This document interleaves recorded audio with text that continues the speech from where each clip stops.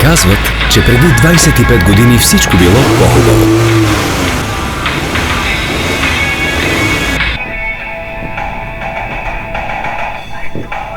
Животът не се въртял около технологиите.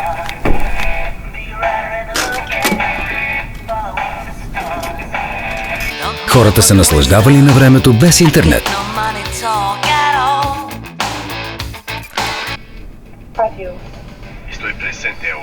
Прекарвали повече време заедно и имали ценности. Вярно е. Но има едно време по-хубаво от тогава.